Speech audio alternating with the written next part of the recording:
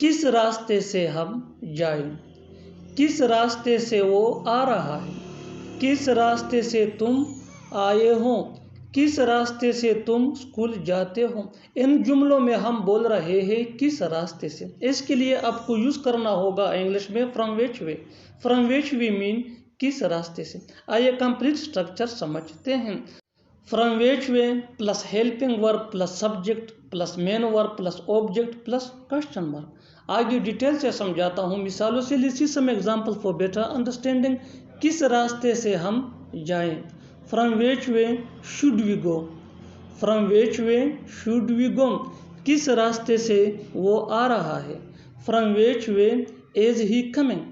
From which way is he coming? किस रास्ते से तुम आए हो? From which way have you come? From which way have you come?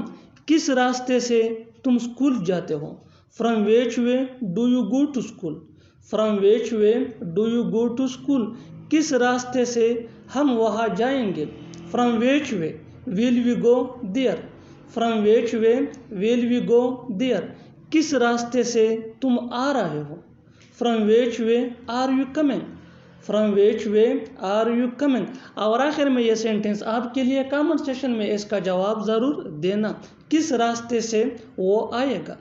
किस रास्ते से वो आएगा? Subscribe English PS for more advance English structure. Thanks man.